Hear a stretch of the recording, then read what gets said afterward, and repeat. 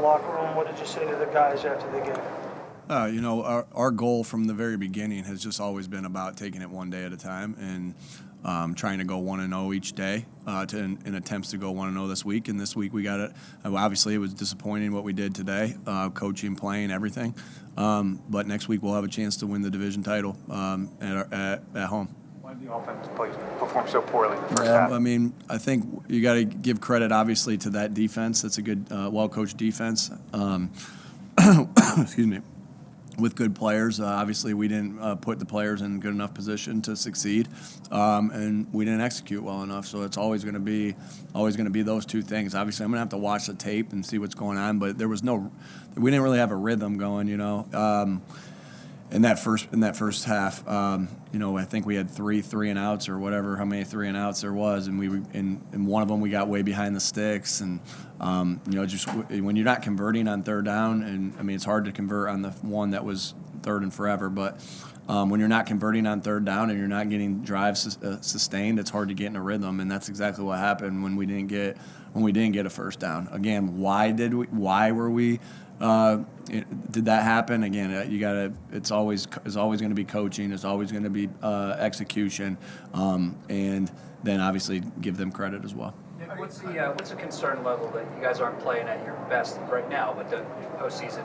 We'll take it. We'll take one day at a time. I mean, we're going to try to get better from this one right here. I don't get too high when we play a really good game. I don't get too high or low when we play a really bad game. We played a really bad game today offensively.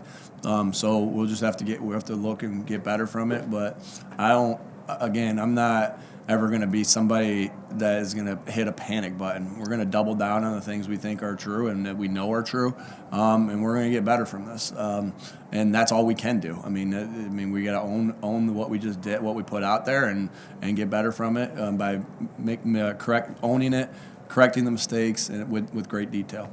How much do you think the bad holding call on Landon Dickerson affected the Eagles? No, it's never going to be about one play ever. It's never going to be about one guy. It's never going to be about one coach. It's never going to be about one play. A lot of plays that went into us not winning that football game. First of all, again, credit to New Orleans, but we didn't play our best game. I think that's known, but also they prevented us from playing our best game. So whether I thought that was a hold or wasn't a hold, that doesn't matter, and that's never going to be it's never just one play that defines a game. What did you see more from Gardner today, just from your first call too? Yeah, obviously he's going to want plays back. We're all going to want plays back, right? And so I'll have to look at the tape right there. Obviously, 23 made a good play on the interception in a critical time, and on that one. And so I'll look at what that really looked like up close. I don't want to comment quite yet. I mean, obviously it wasn't Gardner's best game, and it wasn't our best game as an offense, and it wasn't even close, right? Gardner's capable of playing better. We're capable of coaching better, and we're capable of playing better as an entire unit. I haven't got any update there. Just haven't had a chance to talk about it yet. I think he's doing. All I just know is that he's doing better. And Bob, you want to add anything to that? Yeah, I mean, positively, he's going to be released tonight, so that's a positive thing. If we get anything further than that, we'll let you know. Okay. Why accept the penalty instead of taking 3rd and 6 on that first drive? The one that they ended up getting the third and short. 3rd and 2. Yeah. Just wanted I wanted them to be in a little bit more of a down and distance, 2nd and long.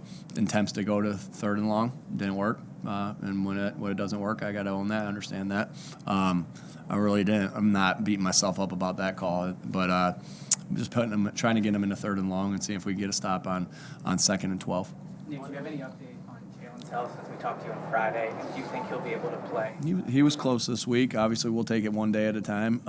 I mean, for me to say right now and today that, Jalen's playing or no, he's not playing, I don't think is fair to anybody. And so because so many things can happen in a week, and we're going to have to evaluate, we're going to have to see where he is. Nothing changes in that aspect of it. His health is the number one priority, and not putting him in a position that is going to risk his health. And so we'll evaluate that as the week goes, and obviously if he's ready to go, he'll play. What's he going to need for you guys if you do get Jalen back for what's obviously going to be. I'm sorry, say that again, Tim. What's it going to mean for you guys, Nick, if you do get Jalen back for this biggest Yeah, I mean, Jalen's been playing obviously really good football the entire year, and he's one of our better players, and and he's a leader of our football team. So it would, again, we'll see what happens, and it would obviously be good to have him back just because of the type of person and the type of leader he is. Cleared to play, will he play? I'm sorry. If he's medically cleared to play, will Jalen Hurts play? Yeah, if Jalen's able to go, he'll go. A couple more? I'm sorry. On the QB sneak, what went wrong there, really? Yeah, I'm gonna have to see that. There's a mess of bodies in there that there's pretty typical on that play. We've been pretty darn successful on that play this year, and it didn't work out on that particular one. I'm gonna have to look at that because there's just so many guys in the box, but give them credit. They stopped it and they made a play and we didn't. For the most of the season, obviously, with not Gardner, you've had some setbacks. How humbling can the NFL be when? Oh, sure, yeah. I mean, you always understand that.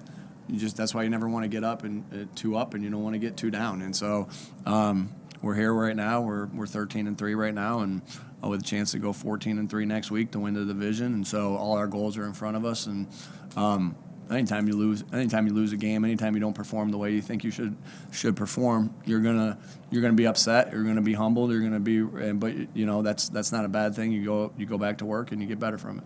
All right, last one. On not having Lane, and I think there was 6 offensive line penalties. How much does that factor in? I'll have to look at the what happened with some of the false starts. We'll have to look at what happened there, if it was a miscommunication or whatnot.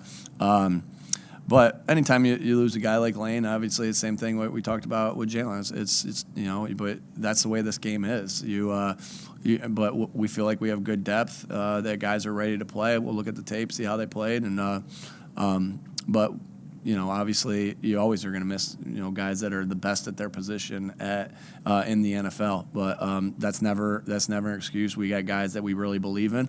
And we'll go out there, and whoever needs to play next week, we'll go out there and try to put them in the best positions to make plays, and I'm confident we will. All right, thanks. Thanks, everybody.